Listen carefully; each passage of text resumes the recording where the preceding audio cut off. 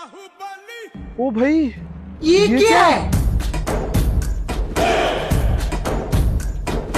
इस मंदिर को राष्ट्रकूट डायनेस्टी के राजा कृष्णवर्मन ने 8th सेंचुरी में बनाया था और इस मंदिर में लगभग 2 लाख टन पत्थर को काटकर इसको कार्व करके बनाया गया है। अगर आप इसको ध्यान से देखोगे तो कई जगह छोटे छोटे डैमेजेस भी हो रखे हैं। कहा जाता है कि औरंगजेब ने अपनी पूरी रिसोर्सेज को लगा दिया था, 3 साल तक कोशिश की थी इसको डिस्ट्रॉय करने की, लेकिन फिर भी डिस्ट्रॉय नहीं कर पाया था। इस मंदिर में टोटल 34 केव्स हैं, जिसमें 1 से 12 केव बुद्धिस्ट कल्चर से रिलेटेड है, 13 से लेकर 29 तक हिंदुज्म से रिलेटेड है और 30 से लेकर 34 तक जैन कल्चर से रिलेटेड है। देखोगे कैलाश टेम्पल में मेनली तो रामायण, महाभारत, इन सब की स्टोरीज डिपिक्टेड हैं और इसको कैलाश टेम्पल इसलिए बोला जाता है क्योंकि इसके अंदर एक डिपिक्शन है जो रावण है उनके सर पर पूरा कैलाश उठाया हुआ है, इसलिए उसको कैलाश टेम्पल बोलते हैं। अब देखो कितनी बड़ी शिवलिंग यहाँ पर विराजमान है, ह्यूज। सबसे बड़ी प्रॉब्लम हम इंडियंस की ये है कि इतने बड़े आर्कियोलॉजिकल साइट को भी, इतने बड़े मंदिर को, इतनी बड़ी इंपॉर्टेंस को हमने खराब कर दिया। दीवार पर लोगों ने अपने नाम लिख रखे हैं, स्मिता, सानू। एक बार के लिए आपको यहाँ पर ये फील हो सकता है कि इंसान कर ही नहीं सकता, ऐसा लगता है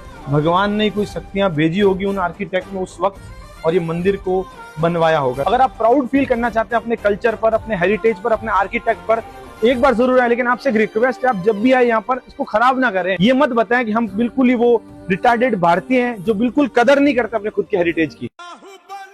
ओ भाई, ये क्या है?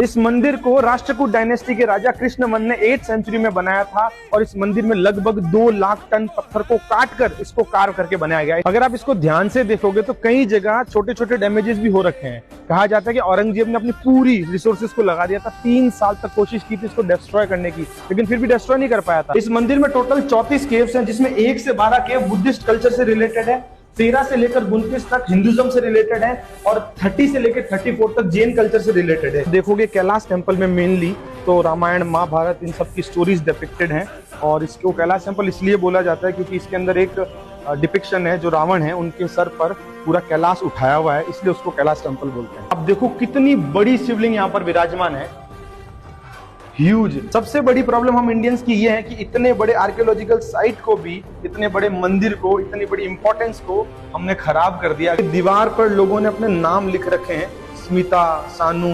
एक बार के लिए आपको यहाँ पर ये फील हो सकता है कि इंसान कर ही नहीं सकता, ऐसा लगता है भगवान ने कोई शक्तियां भेजी होगी उन आर्किटेक्ट में उस वक्त और ये मंदिर को बनवाया होगा। अगर आप प्राउड फील करना चाहते हैं अपने कल्चर पर, अपने हेरिटेज पर, अपने आर्किटेक्ट पर, एक बार जरूर आए, लेकिन आपसे एक रिक्वेस्ट है, आप जब भी आए यहाँ पर इसको खराब ना करें। ये मत बताएं कि हम बिल्कुल ही वो रिटार्डेड भारतीय हैं जो बिल्कुल कदर नहीं करते अपने खुद के हेरिटेज की।